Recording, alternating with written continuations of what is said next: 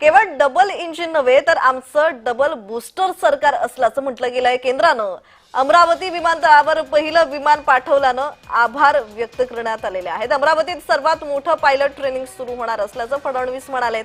विमानतळामुळे पर्यटनासोबत विकासाला चालना मिळणार असल्याचंही त्यांनी म्हटलंय। लवकरच अकोला विमानतळाचा विस्तार करण्याचा यावेळी त्यांनी वक्तव्य केलेलं आहे, आश्वासन दिलेलं आहे। विदर्भाला जयनपेटी पोर्टशी जोडणार असल्याचंही वक्तव्य, तशी माहिती मुख्यमंत्री देवेंद्र फडणवीस यांनी या सोहळ्यादरम्यान बोलताना म्हटलेलं आहे।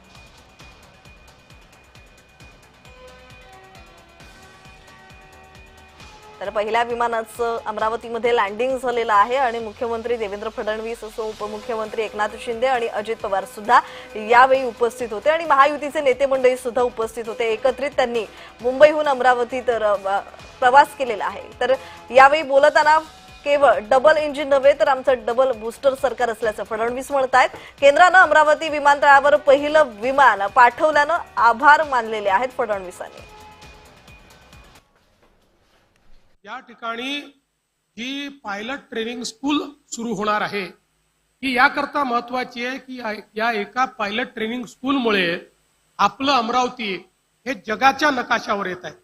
कारण साऊथ ईस्ट एशिया मधली सगळ्यात मोठी पायलट ट्रेनिंग स्कूल ही अमरावतीमध्ये सुरू होते आहे आणि जवळपास दरवर्षी 180 पायलट हे अमरावतीमध्ये या ठिकाणी तयार होतील। जवळपास 34 विमानं या ठिकाणी पार्क असतील, जी विमानं या ठिकाणी ट्रेनिंग देतील। नायडू जी केवल डबल इंजन की सरकार नहीं, हमारी डबल इंजन विद डबल बूस्टर सरकार है।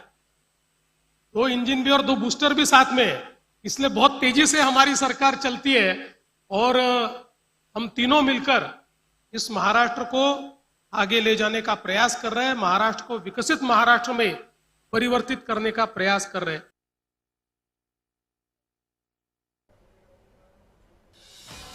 दरम्यान विमानतळामुळे पर्यटनासोबत विकासाला चालना मिळणार असल्याचं देवेंद्र फडणवीस यांनी म्हटलेलं आहे। लवकरच अकोला विमानतळाचा विस्तार करणार असल्याची ही माहिती फडणवीसांनी यावेळी अमरावतीत बोलताना दिली आहे।